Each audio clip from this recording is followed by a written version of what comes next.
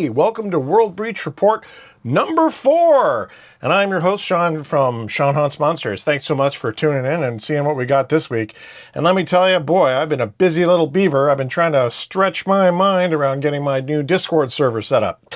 So if you would like to come on board and see what we're doing over at Discord, it might be a good idea. This is going to be blowing right up. This is where we're going to be talking about, well, reports from, well, we need your help because it's all about the hunters. So we'll be eventually having, within the next few weeks, we'll be having independent states where everyone can report things that are going on, as well as ways for you to sign up. Well, to just go, not really sign up, because, I mean, there's no one really in charge other than me. I guess I'm a moderator, but you know what I mean. So we want to be able to gather reports from all across North America and eventually South America and the world, so that other monster hunters can go investigate these strange reports. Have you ever noticed that most of the things that happen with these reports is people will be like, hey, I saw something, and then you don't know who to call, right? So you phone like MUFON or the BFRO, and they'll like take your report, and they're like, yeah, thanks for calling. And then nobody really hears about those reports, and it's all kind of gone. And the BFRO believe wholeheartedly that it's a monkey, right? So if you see something that doesn't go along with what they think, it's kind of like Project Blue Book. They're going to wind up, sort of like shuffling that into the round bin. So you don't want to be doing that too much. But with our new Discord server, there's going to be nothing but hunters. And these are people who are going to be able to go overland and get the job done. And eventually, we're going to be getting trips going on and, well, everything that we can think of that we even remotely think is cool, because it's a community. It's an idea of those of us that have had just about enough of everybody telling us, no, there's nothing to see here. Cows turn themselves inside out all the time. No, dude, that's not the case. And we're going to go there and we're going to figure out what is going on. And we don't need anybody's permission to do it. So let's get into this week's news. Right off the top now, generally I'm not like, I've done a lot of tech in the past, so I try to stay away from tech, but there's this weird line now where you have like this technomancy where, science and technology are starting to merge with the occult and the paranormal. It's very, very odd. And nowhere is this more obvious than with artificial intelligence. A paper-thin silicone implant creates a fast, wireless pathway between the brain and AI, opening new possibilities for restoring lost function. Definitely opening new possibilities for restoring lost function and new possibilities for hellscapes that I cannot possibly fathom. Yeah, that's like nope. All the nope ever. Like, what the actual? Who would actually do this? I'm actually kind of curious. But this came out on December 9th. Oh, and Happy New Year, by the way.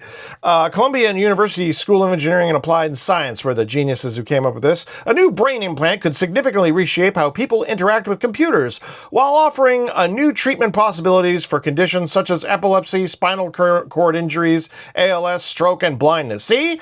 It's good. It's all just for injured people. It's not to, control your dreams or thoughts or aspirations and make sure you don't actually have wrong think.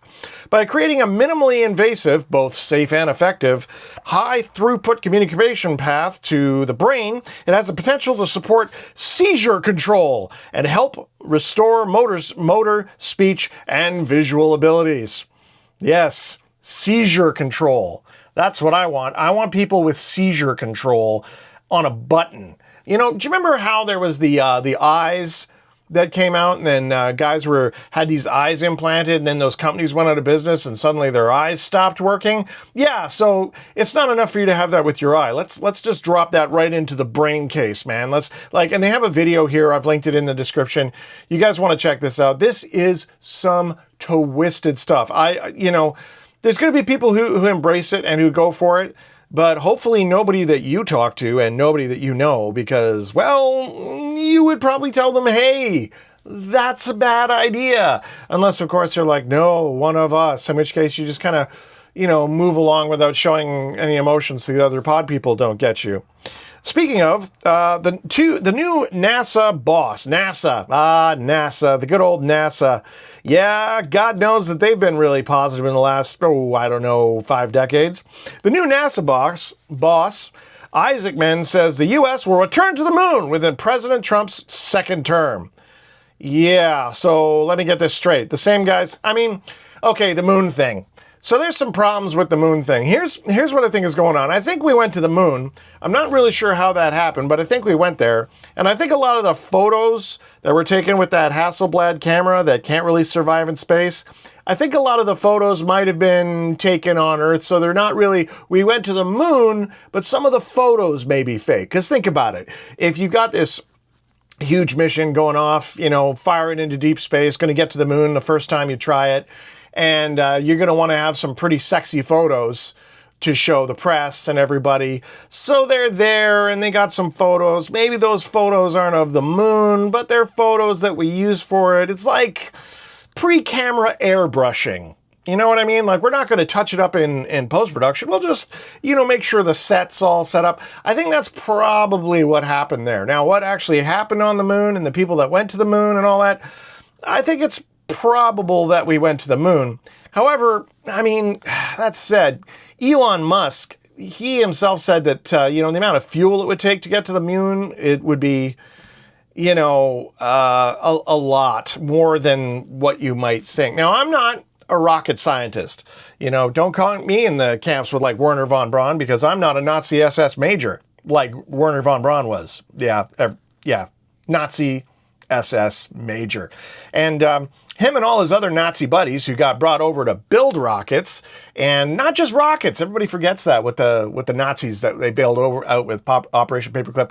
There was all kinds of guys, like the entire MK Ultra thing, Nazis. All the brain development, mind control stuff, Nazis. Pretty much anything that's pretty hardcore evil, Lyme disease, all that good stuff. Yep. You guessed it. You can trace that back to the guys on, you know, doing with the mustache. You know, that's kind of the problem there. So anyway, now they're saying that they're going to get there within President Trump's second term. Sure, man. I mean, I'm all for it. I'm a space guy. I like the idea. I definitely would like to live in a world where we went to the moon. I'd also like to live in a world where we have Bigfoot and UFOs. And I'd like to live in a world where they're just monkeys. For the record, I'd like to be really wrong about that. I'd like there not to be dimensional portholes that these creatures are coming through and harvesting people for loot. I'd like that to be the case. I'd really like to be wrong there, because if I'm right, that's a pretty big sanity sponge. And I suppose, you know, this has been going on for such a long time. Like, another story here is that in the UK, it turns out that Winston Churchill ordered a 50-year cover-up of the whole UFO thing. Nick Pope reveals craft that baffled the military radar. So when you think about, and the links in the description there, so when you go so far back that even guys like Winston Churchill, who, you know, I mean, that guy he had to keep secret that they broke the codes, and an entire city got firebombed, and he couldn't say anything about it. Otherwise, it would be revealed that, you know, the British had broken the Nazi codes. So he basically had to sacrifice a whole city. Yeah, I mean, a guy like that, once you have to make decisions at that kind of level, you know, I mean, God help me, I'd never have to want to make decisions like that, but it's not that surprising that they'd be like, yeah, we're going to want to keep this secret. I mean, we could barely even handle this kind of crap going on today. You know, I mean, sure, we got this whole soft disclosure thing going on with Steven Spielberg coming out with his new movie and everything, but can you just even imagine in the 80s if this had come out? I mean, holy cow. And that's just with aliens. I mean, they started all this with E.T. and all that stuff, but imagine what comes out when they're like, oh, by the way, they're not really aliens like you might think. They're more outworld entities. So, you know, there's that. And you know for a fact that that's going to make people go super nuts. So one of the greats, since we're into the new year now, and we have an ability to look back, you look at the good people at Coast to Coast AM, which, of course, all hail Coast to Coast AM, because they are the OG greatest of all time. But the Coast to Coast AM guys came out with an amazing list of the top UFO sightings of 2025, as well as a few other weird and wondrous objects. Now, in all of these lists, they'll have like a bunch of really intense sightings where you're like, oh my God, you know, and then they'll be like, and a guy with a banana on a lawn chair went up in some balloons. And whenever I see that sort of thing, it makes me really nuts. because it shows how they're trying to like, well, take the mick, you know what I mean? They're trying to like really take these ideas and these stories that have been going on and people reporting in earnest and then slamming them. I mean, look at the Phoenix Lights, where the governor of the entire state at a press conference made fun of the whole thing and later recounted because he said he had to tamp it down because people were starting to go seriously nuts. Hey, there's a big black triangle that's flying over the state and it's bigger than an aircraft carrier and nobody knows what it is and it's moving with impunity on our airspace. And everybody is freaking out, as they should be, So what does he do? He's got to tamp it down to stop the panic from coming in. I don't know if I would have done it the same way, or maybe we should have, maybe not panic. Panic doesn't help anyone, but maybe we should be, let's call it gravely concerned about what's going on. I mean, if nothing else, it would do a lot for, firearm sales, I would think, and probably other tools. It's interesting, if you watch I Know What I Saw, one of the movies I linked to in one of the previous World Breach episodes, you'll see that while these UFOs are flying around, in the background of a lot of them, you can hear people shooting at them, like just random Americans shooting at these things, which to me, that makes me feel pretty great, actually, because, I don't know, a lot of people are like, why would you shoot at our space brothers? Well, it seems that it's come forward in a lot of these disclosure briefings and whatnot that the U.S. is using the old kind of radar. And these radar dishes that fire these microwaves have a tendency to screw up these supposed UFOs and UAPs. So what they're doing, apparently, is they're using different psychics and psionics to try to summon these things, which sounds pretty outworld to me. That sounds kind of cross-dimensional. And then they smoke them with the radar and then run over there and get the ship and get the technology, which is about the worst idea I can possibly imagine. Hey, here's a potentially hyper-advanced civilization. At least we've been told that. Everybody's like, oh, they're so advanced. Oh my gosh, look how advanced these guys are. So what are we going to do? Let's attack them. Yeah, they can move through our airspace in total impunity. They can run circles around us in jets. They can rip us from our beds at night. Yeah, let's just go on the offensive with that. I'm not too sure that's the best possible plan, unless, of course, we're already at war. There is a chance. I mean, maybe the U.S. is like, no duh, guy. Like, yeah, people are getting ripped out of their beds, and these things are coming into our airspace, and they've been taking people, cutting up cows, doing all this damage, and yeah, man, they're moving with impunity, and it's a war.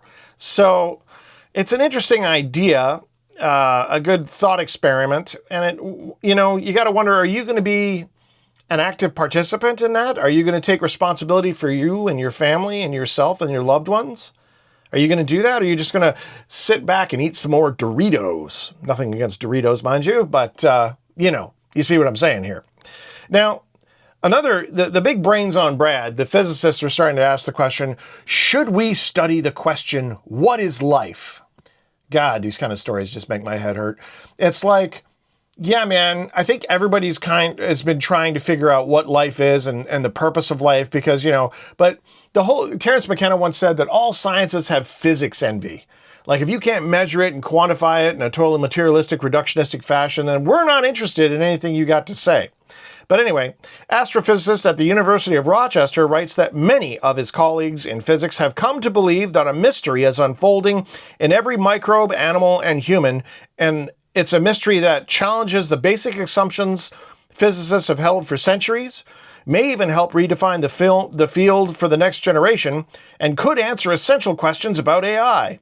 I love how they got to throw the AI in there, you know what I mean? If we want funding, we'll just throw AI at it, because they're throwing all kinds of money. In short, while physicists have favored a reductionist philosophy, favored? They've destroyed anyone who's said anything else. Like Rupert Sheldrake much? Go check that guy's work out. He's been on this trip for literally decades.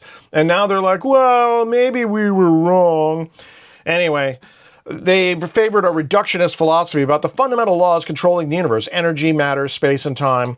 Long-promised theories of everything, such as string theory, have not borne significant fruit. Well, that's saying it mildly.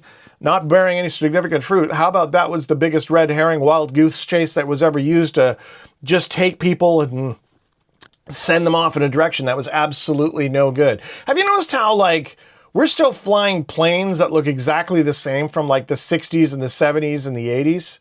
Like, sure, the military jets have gotten better, but I mean, how long has the Cessna been rolling around with these engines and stuff? And of course, you know, you can't do any real, I mean, sure, there's a few garage guys who are doing experimental aircraft that they can license themselves. But I defy you to find an industry that is more heavily regulated and has more licensing hoops to jump through than the aircraft industry. Hell, man, I can go get myself a CRISPR unit and start building super bugs in my garage. But if you want to get off the ground and start flying around, oh, no, no, no. No, that's way too dangerous. I don't think so, bro. And more on this. Now, this is an interesting story here because, of course, again, it's all coming through the cracks. And guess what? They're not aliens.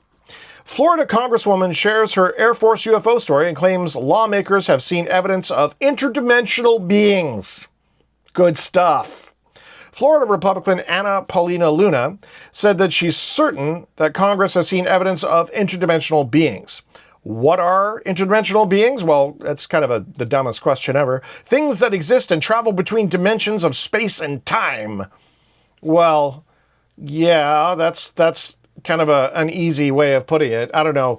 Maybe if no one's ever, read a single fantasy book. I guess there are. There's people who's never played a single game of Dungeons and Dragons or had any sort of vision of the fantastical and maybe they don't know what an interdimensional being is. Paulina said, and that's not something I came up with on my own.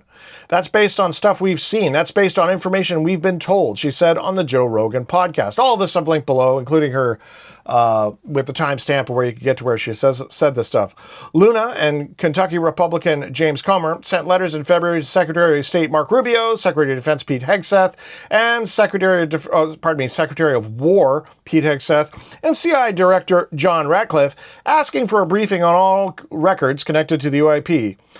Based on the testimony based on eyewitnesses have come forward, what I can tell you is that we're told that they've seen things. Well, yeah. And it's interesting that, Three Eye Atlas comes by and that gets lots of news cycle. But something like this comes along and everybody's like, oh no, Orange Man bad. We don't like the current sitting president, so all this is garbage. And you can see it in these news stories too. It's like, well, yeah, but she's a Trump supporter, so, what's she good for? Listen, man, if I was getting winning lottery numbers, I don't care if it was one of those like talking bass fish that sing on the wall that's battery powered with a speaker. If that's giving me the truth, I'm going to listen to that, especially if it's verifiable truth.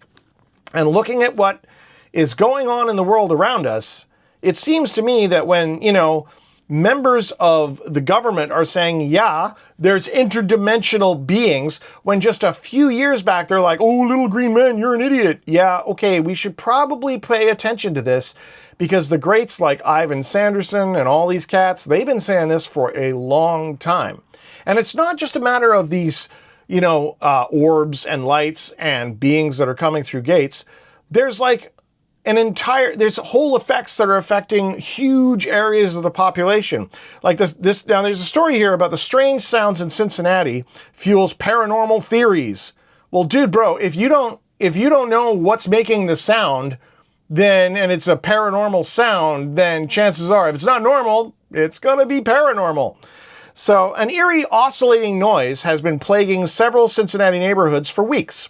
The unnerving tone, described by some as a siren-like wail. Who described it like that?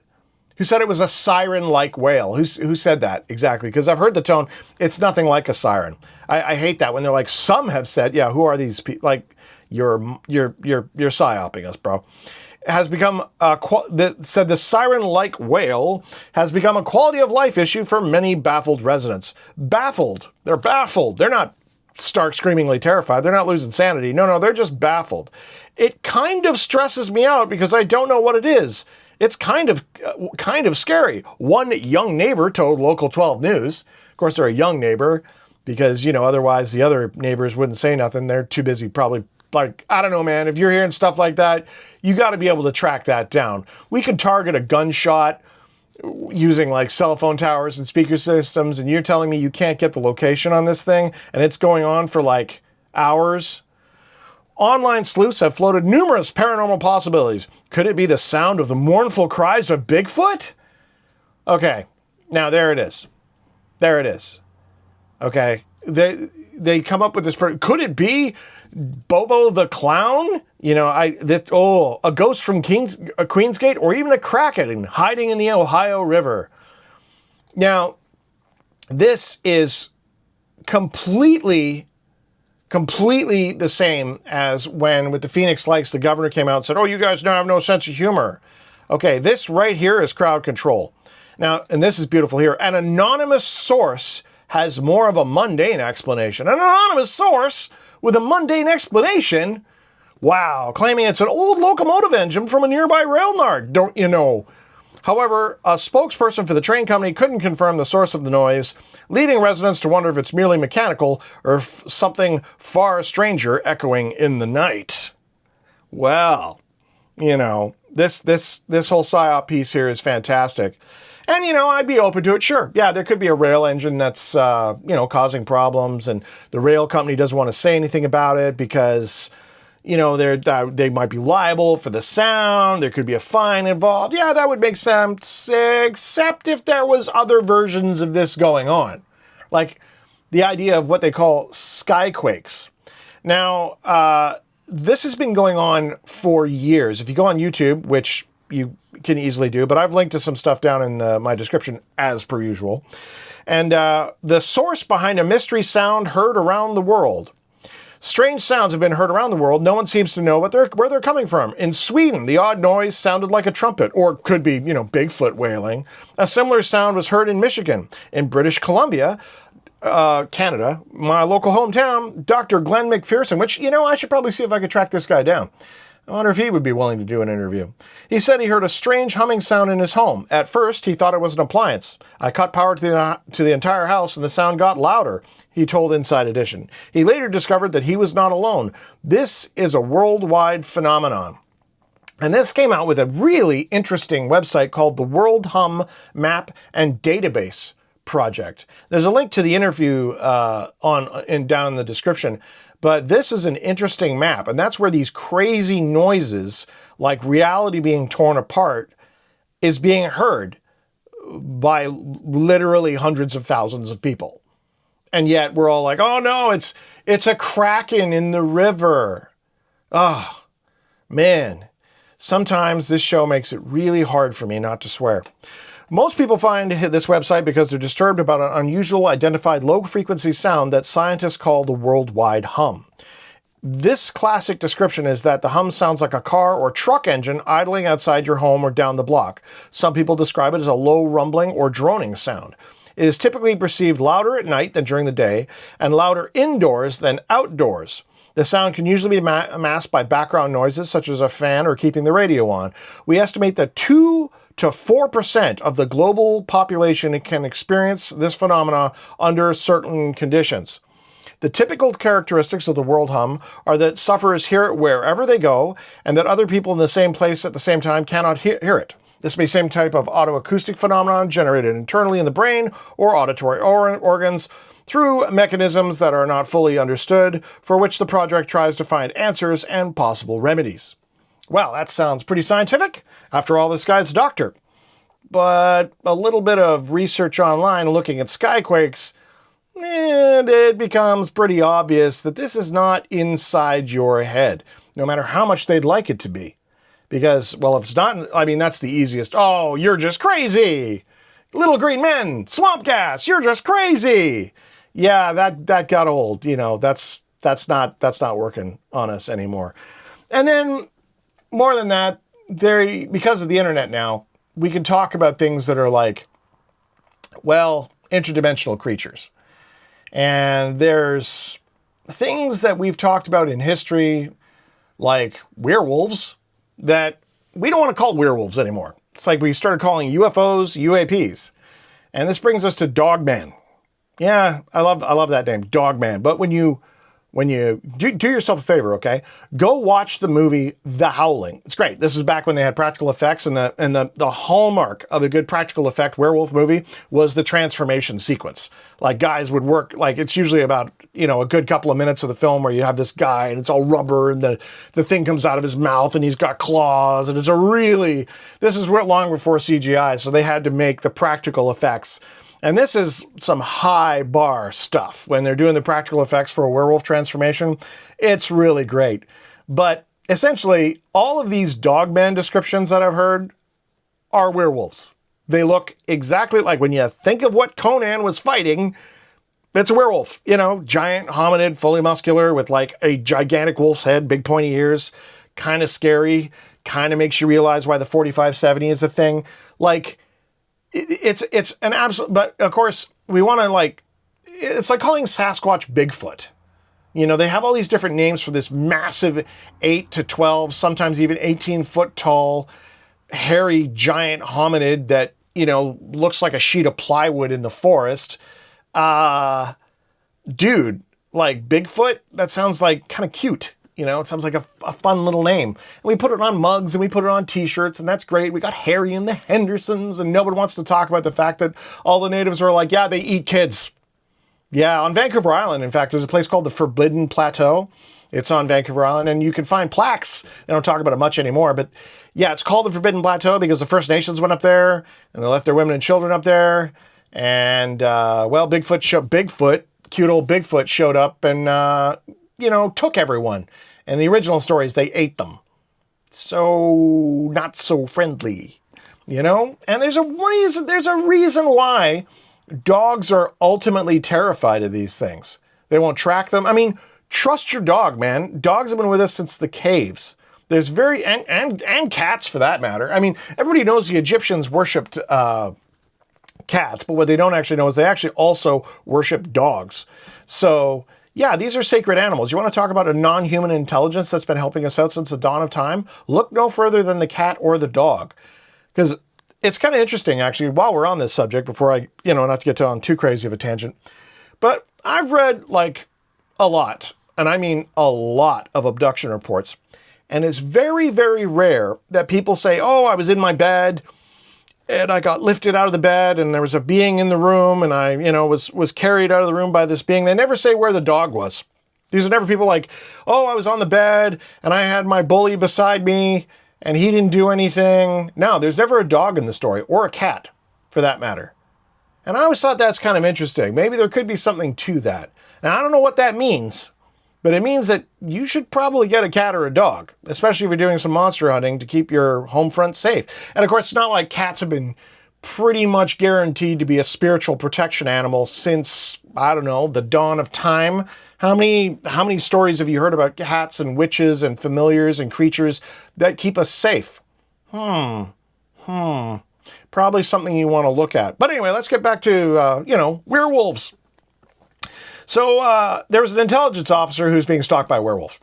Yeah, the actual headline that they issued was, government intelligence officer assigned to secret UFO investigations said a wolf-like creature that walked on two legs appeared at his East Coast home afterwards. A wolf-like creature that walked on two legs. That just rolls off the tongue, eh? Yeah. A rocket scientist who directed the top-secret investigation into UFOs has spoken about the bizarre things his colleagues have claimed to witness. Dr. James Lakatsky, an intelligence analyst previously with the DIA, Defense Intelligence Agency, revealed during his time investigations of UFOs, witnessed many recalled paranormal experiences after seeing the objects. Now, this is what they call the hitchhiker effect. And I linked to both of the Weaponized podcasts with Jeremy Corbell. You want to check it out. This guy, it's a little dry. It's a little dry. This guy could, he's an intelligence officer. He's an analyst. He's not, it's a little dry. All right. So, if you were able to get through those citizens' hearings on UFO disclosure, then you'll have no problem with this. But this guy is going on talking about, there was a massive werewolf creature running around. Now, I find it interesting that this Dogman thing is largely an East Coast phenomenon. Like, I haven't heard any dogman reports on the West Coast at all. Like, is that perhaps related to the Bigfoot thing, the Sasquatch thing? Because in the Pacific Northwest, it's all Bigfoot all day. I've never heard tell of anyone coming across a dog. I could be wrong. Hey, if that's entirely why we're making the Discord server, so that we can get some serious reports and not relying on these rocket scientists to give us our information in drips and drabs and scouring through all the libraries we can get our hands on so we can try to get some sort of reports that they deem to give us. Let's take this back. So there's something paranormal about this, obviously. If it was just a nuts and bolts phenomenon, werewolves wouldn't be popping up when you see a UFO. Now, there's a lot of people that immediately go, demons! Demons everywhere! Now, listen, okay. What we're having here is we're having some noun trouble, all right? Now, what is a demon is a word, okay? That's a word. And people talk about, and I am going to get in some trouble here. Now, if there's a lot of psychic energy being dedicated to your faith, and you have a religious figure, and you can tap into that power of everyone on the planet who are worshiping this religious figure to protect yourself. Kind of like if everybody is praying to Sacred Cow, and I mean there's billions of people praying to the Sacred Cow, and then some sort of an entity shows up that's some kind of psychic being, and you go, Sacred Cow, protect me! And you are a being of faith. That means that your brain is going to connect to that energy and use it like a weapon. And that's kind of what's going on here. Now, if you can invoke the name of Jesus and it works, because I myself, I could be a better Christian, I'll tell you that. But I've had bad dreams and I've had things happen to me where if you invoke the name of Jesus, it stops. Does that mean that, well, the people of the book are all right? Sort of. Sort of. What it means is that when you invoke that name, things happened. It's kind of like, people using spells where they look at these old books and they start saying stuff in other languages. Side note, never read those books out loud. But, is it so different? I mean, if you're, even in the old vampire stories, it'd be like you had to be a person of faith for the cross to protect you. I wonder why that is. I think this has a lot more to do with consciousness. You might, then one might, first consider. So there's something paranormal about the phenomenon, right? Now, the Greys, now there's an interesting point here about the Greys. Now, there's this absolute pump, this guy, I'm not a fan, named Aleister Crowley. No doubt you've heard of Aleister Crowley. This guy was not great, not a good dude. Did a bunch of drugs, wandered around the world. A lot of people said he was an intelligence agent. There's some researchers who've brought up the fact that the British government was probably paying him, but I don't think he was, quote unquote, an intelligence agent. I think that he was somebody who the intelligence agencies were paying, and he was probably an asset for them, but I don't think this guy was like James Bond, okay? So these guys would run around exploiting people, using people. I mean, this guy was vicious. One of his kids died. Like, it's just, this guy's a nightmare. And he was proud of the fact that I am evil. I am evil. Yeah. No, dude. No, you're not evil. You're kind of pathetic. But what he was doing was he was one of these guys who figured out how to tie in to this psychic energy, to this psi energy force that's going on in the universe. Now, I don't know how he did it, but this cat was able to somehow influence that. And he created his own religion and all this kind of jazz, which was a total, like, gong show. Like, Mussolini kicked him out of Italy because he was too twisted. Mussolini did. Okay, so that should put some stuff in perspective. I mean, that Mussolini was no prince to start with himself. So when Mussolini's saying, hey, man, you're out of here, yeah, that's like Caligula level stuff going on there. Now, the thing is that the guy who started NASA, that's before all the Nazis showed up, was a guy named Jack Parsons. And Jack Parsons, like, that's the JPL, Jet Propulsion Laboratory, used to be called Jack Parsons Laboratory. So Jack Parsons went out to the desert with a guy you may have heard of named L. Ron Hubbard. I'm not making this up. He went out into the desert with L. Ron Hubbard of Scientology fame, and they started doing weird rituals out there called the Babylon working. But if you ask the question, okay, well, where did this rocket dude get the ideas to go out into the, like, where's the books? What's he using as his source material to do this? He was using Aleister Crowley's work to do that. So he had a ritual he did called the Amalantra,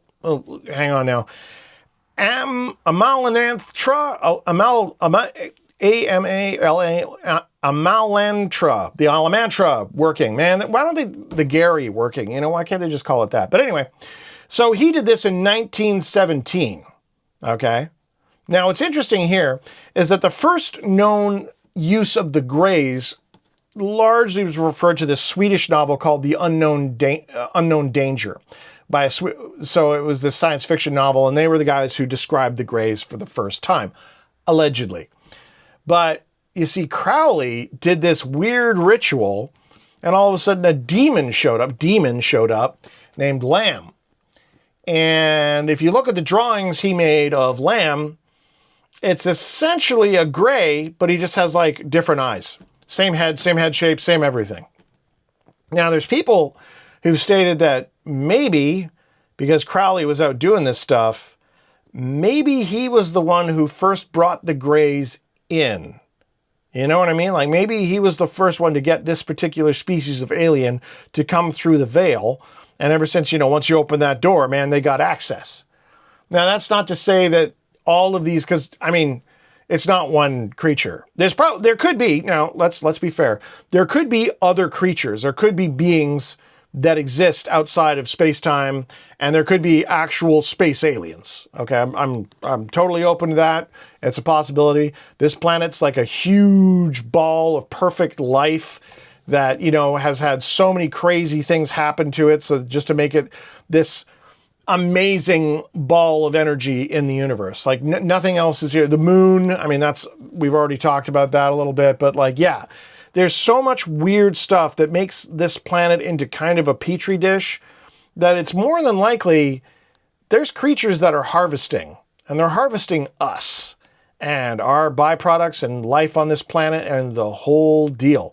Consciousness of life, the life consciousness, the soul of this planet would shine throughout multiple dimensions like a star. And what better beacon to navigate by?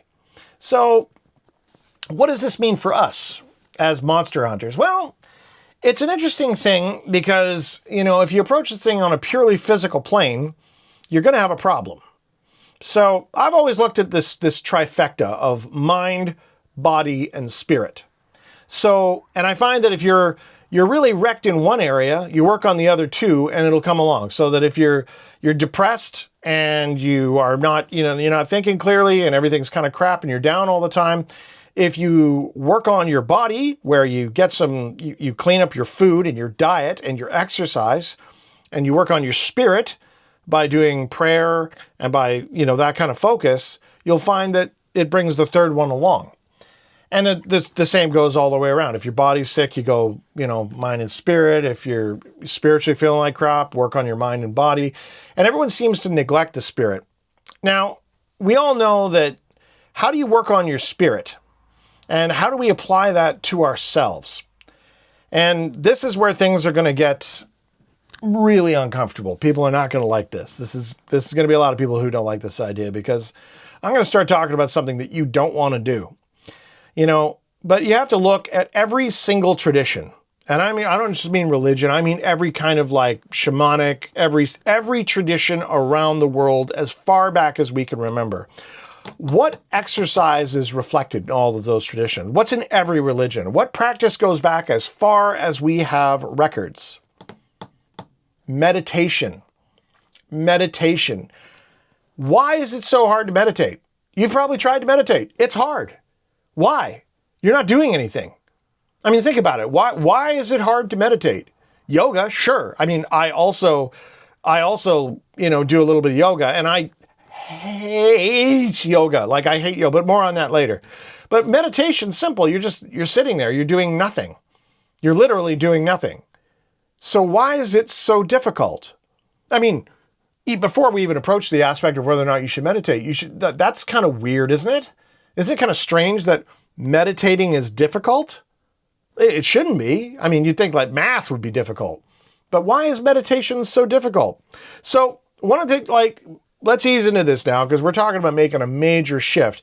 And there are a few things that have helped me as much as being able to do some meditations. Now, there's lots of different ways of doing meditations, lots of different styles, and there's ways you can use technology to help you meditate, like Mahatma mirrors and hemi-sync technology and all that kind of jazz. But let's just take a look at what we know to be true.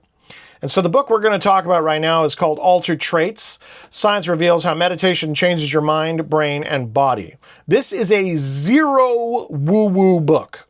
Okay, I try not to hit you guys because, this whole subject is it's a pretty wild subject. You know what I mean? We're all talking about aliens and interdimensional beings and stuff. But we want to try to, this is a science. This is just a science we may not understand, and we've had it hidden from us. That's what the term occult means. It means hidden. So this is a hidden science. And like any science, it's going to have rules. So 2 New York Times bestselling authors unveiled new research showing what meditation can really do for the brain. In the last 20 years, meditation and mindfulness have gone from being kind of cool to becoming an omnipresent band-aid for fixing everything from your weight to your relationship to your achievement level. Unveiled here is the cutting-edge research for what has made them giants in their fields. Daniel Goleman and Richard J. Davidson show us the truth about what meditation can really do for us, as well as how exactly you get the most out of it. It's not hard. The audiobook I've linked in the description. I've listened to the audiobook, and it's made me wonder why meditation is so hard. It's almost as though, maybe there's something that's kind of stopping us from doing that. So consider it. Consider it. I'm not asking you to do anything. In fact, I'm asking you to do nothing. Why is that hard? There's really no excuse to meditate. You can do it anywhere. You can do it in a hospital bed. You can do it when you're if you're just conscious, you could do it. In fact, there was a Zen master who is a girl who was paralyzed, and she actually attained nirvana before she died. It's in the 3 pillars of Zen. But it should technically be not a difficult thing to do, and yet it's nigh impossible. Very, very difficult. So what I will say is, if you decide to do this, hey, start small. If you want to use like a meditation app on your phone or something like that to try to ease your way into this. I couldn't get into it. I started doing the hemi-sync stuff, and I was able to acquire the gateway program, so I've been doing that. More on that later.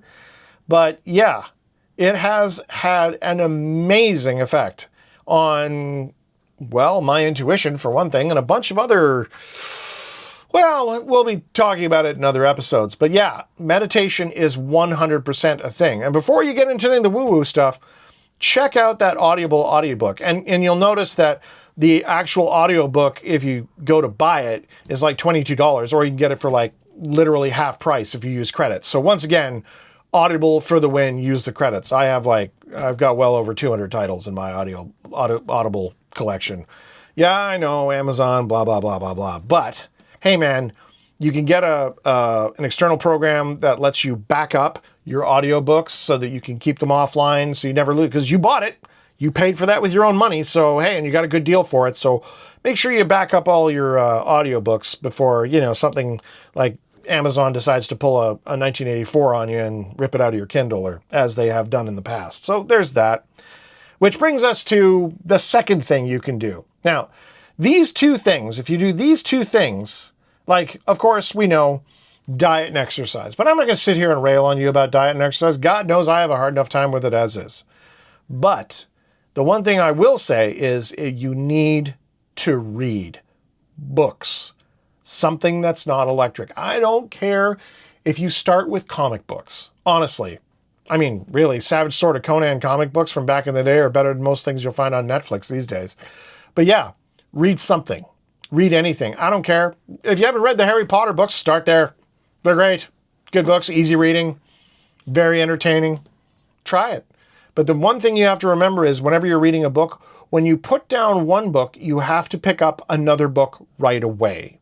Otherwise, there's a delay that happens and soon you get distracted and you move away. There's been tons of research about what reading does for you. And we all know this, But the actual research shows that it boosts brain power, increases your knowledge, enhances vocabulary, improves focus and memory, and it develops critical thinking. Reduces stress, increases empathy, provides escape, improves your sleep, and it lowers your blood pressure and increases longevity. And that's just what we are willing to admit. I mean, there's something kind of spiritual about reading when you think about it. You're looking at these dots on a page and you hear a voice in your head. Like, what is that? You know what I mean? It's pretty wild. And depending on how you can, the more you do it, like meditation, you'll start with 5 minutes, that becomes 10 minutes. Same with reading. Maybe you can only read for 10 minutes a day, but soon that's going to be 15, and then it's 20. And before you know it, you can like kill an afternoon with a book. And that is a place that I'll be honest with you, I'm not there yet. I mean, I'm the king of like using notes, and I've got all the excuses. Oh, well, you know, I'm busy and I like audiobooks and da. But in truth, you got to read. I have to read. And maybe that's something we should get going on the Discord servers. We'll get a book club going so that we can talk about what books we're reading and whether or not they're any good. Now, there's a lot of good stuff that's out there.